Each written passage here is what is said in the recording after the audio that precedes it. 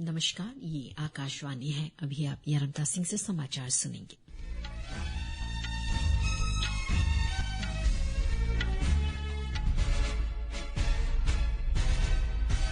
पहले मुख्य समाचार। प्रधानमंत्री श्री नरेंद्र मोदी और भूटान के प्रधानमंत्री श्री टोब्गे ने आज थिम्पू में ग्यालसिंग जगतसेन मातृ एवं शिशु अस्पताल का उद्घाटन किया। विदेश मंत्री डॉ सुब्रमण्यम जयशंकर आज 3 दिन की यात्रा पर सिंगापुर पहुंचे।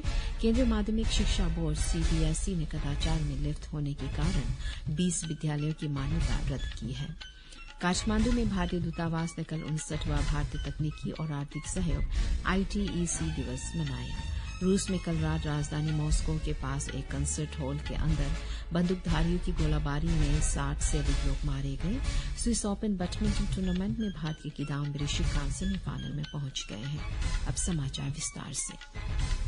प्रधानमंत्री श्री नरेंद्र मोदी और भूटान के प्रधानमंत्री श्री टोब्गे ने आज थिम्पू में भारत की सहायता से बनाए गए ग्यालसिंग जगतसेन मातृ एवं शिशु अस्पताल का उद्घाटन किया। भारत के सहयोग से बनाया गया 150 बिस्तरों वाला यह अस्पताल 2 चरणों में बना है। पहले चरण के निर्माण कार्य पर 22 करोड़ रुपए की लागत आई है और यह वर्ष 2019 से कार्य कर रहा है। 2019 में दूसरे चरण का निर्माण कार्य 12वीं पंचवर्षीय योजना के हिस्से के रूप में किया गया और इस पर 119 करोड़ रुपए की लागत आई।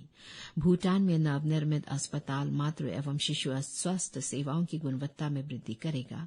अस्पताल में बाल रोग, स्त्री रोग और प्रसूति विज्ञान, एनेस्थेसियोलॉजी, ऑपरेशन थिएटर, नवजात और बाल गहन देखभाल की अत्याधुनिक सुविधाएं उपलब्ध कराई गई है।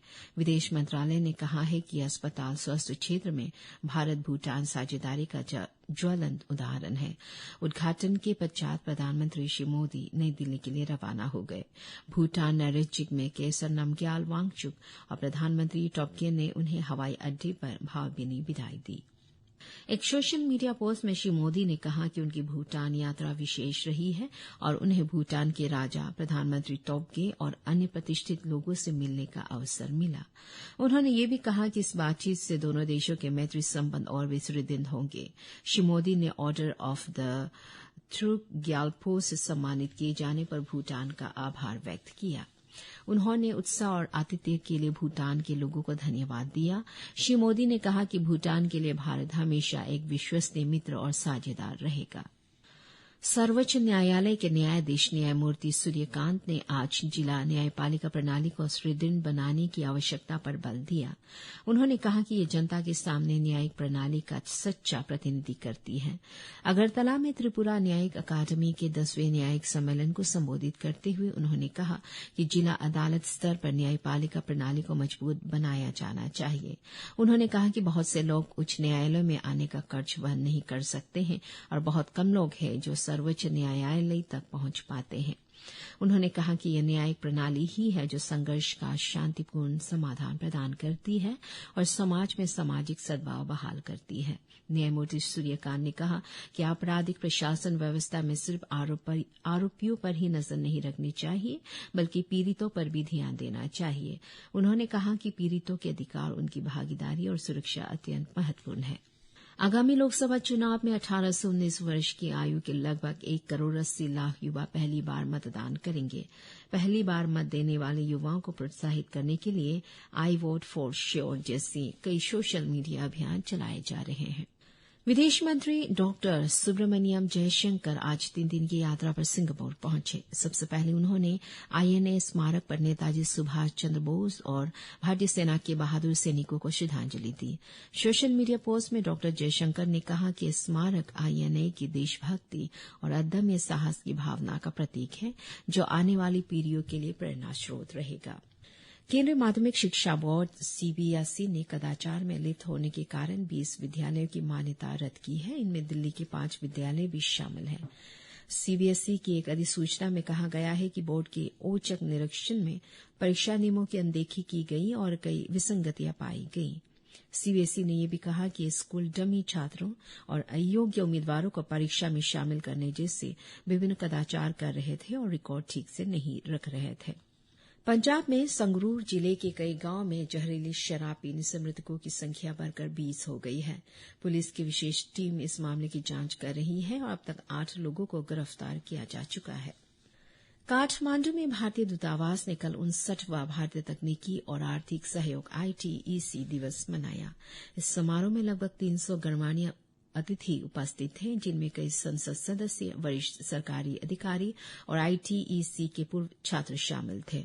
इस अवसर पर नेपाल में भारत के राजदूत नवीन श्रीवास्तव ने कहा कि दूसरे देशों के साथ भारत की साझेदारी वसुदेव कुटुम्बकम और सबका साथ, सबका विकास, सबका विश्वास और सबका प्रयास के सिद्धांत का श्रेष्ठ उदाहरण है। भारतीय राजदूत ने कहा कि नेपाल में सभी पक्षों के हित के आधार पर ITEC के तहत प्रशासकों, रेलवे अधिकारियों, किसानों और संसदीय अधिकारियों के लिए बेहतर पाठ्यक्रम प्रस्तुत किए जाएंगे। रूस में कल रात राजधानी मॉस्को के पास एक कंसर्ट हॉल के अंदर बंदूकधारियों की गोलाबारी में 60 से अधिक लोग मारे गए और 145 से अधिक घायल हो गए। आतंकी गुट इस्लामिक स्टेट ने ISIS से संबद्ध समाचार एजेंसी के एक संक्षिप्त बयान में हमले की जिम्मेदारी ली है। हालांकि गुट ने दावे के समर्थन में सबूत नहीं दिए।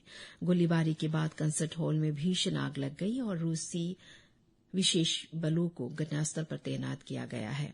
हमले के बाद एक स्वाट टीम को क्षेत्र में बुलाया गया और 70 से अधिक एम्बुलेंस टीमें और डॉक्टर पीड़ितों की सहायता कर रहे हैं।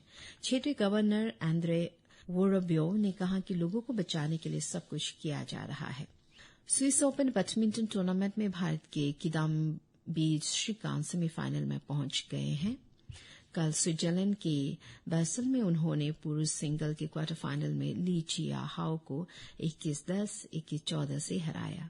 आज सेमीफाइनल में उनका मुकाबला ली चुनयी से होगा। पुरुष सिंगल के एक अन्य क्वार्टर फाइनल मैच में प्रियांशु राजावत को टिएन चेन चाओ से 15-21, 19-21 से हार का सामना करना पड़ा। किरण जॉर्ज भी डेनमार्क के रासमस गेमके से हार गए। Indian Premier League IPL cricket के पहले मुकाबले में कल रात चेन्नई में मौजूदा चैंपियन चेन्नई सुपर किंग्स ने रॉयल चैलेंजर्स बेंगलुरु को 6 विकेट से हरा दिया। चेन्नई सुपर किंग्स ने 8 गेंद बाकी रहते 174 रन लक्ष्य का हासिल किया। चेन्नई सुपर किंग्स के रचिन रविंद्र ने 15 गेंदों में 37 रन बनाए। इससे पहले रॉयल चैलेंजर्स बेंगलुरु ने टॉस जीतकर पहले बल्लेबाजी करते हुए निर्धारित 20 ओवर में 6 विकेट पर 173 रन बनाए।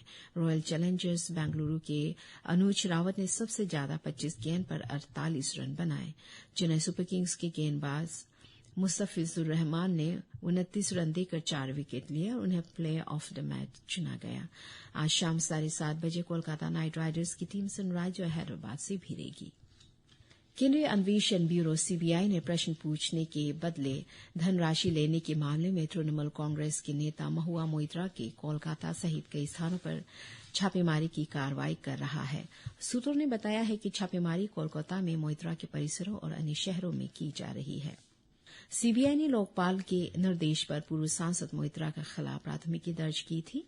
लोकपाल ने CBI से इस मामले में 6 महीने के अंदर रिपोर्ट देने को कहा था। महुआ मोइत्रा को संसद की आचार समिति की सिफारिश के बाद पिछले वर्ष दिसंबर में लोकसभा से निष्कासित कर दिया गया था। संसद में प्रश्न पूछने के बदले एक व्यापारी से रिश्वत लेने के आरोप लगाए जाने के बाद समिति ने मोइत्रा के निष्कासन की सिफारिश की थी। केंद्रीय माध्यमिक शिक्षा बोर्ड CBSE ने कदाचार में लिप्त होने के कारण 20 विद्यालयों की मान्यता रद्द की है। इनमें दिल्ली के 5 विद्यालय भी शामिल हैं। CBSE की एक अधिसूचना में कहा गया है कि बोर्ड के औचक निरीक्षण में परीक्षा नियमों की अनदेखी की गई और कई विसंगतियां पाई गई। CBSE ने यह भी कहा कि ये स्कूल डमी छात्रों और अयोग्य उम्मीदवारों को परीक्षा में शामिल करने जैसे विभिन्न कदाचार कर रहे थे और रिकॉर्ड ठीक से नहीं रख रहे थे। एक बार फिर से मुख्य समाचार। प्रधानमंत्री श्री नरेंद्र मोदी और भूटान के प्रधानमंत्री श्री टोब्गे ने आज थिम्पू में ग्यालसुएन जत्सनपे मातृ एवं शिशु अस्पताल का उद्घाटन किया। विदेश मंत्री डॉक्टर सुब्रमण्यम जयशंकर आज 3 दिन की यात्रा पर सिंगापुर पहुंचे। केंद्रीय माध्यमिक शिक्षा बोर्ड CBSE ने कदाचार में लिप्त होने के कारण 20 विद्यालयों की मान्यता रद्द की है। काठमांडू में भारतीय दूतावास ने कल 59वां भारतीय तकनीकी और आर्थिक सहयोग ITEC दिवस मनाया।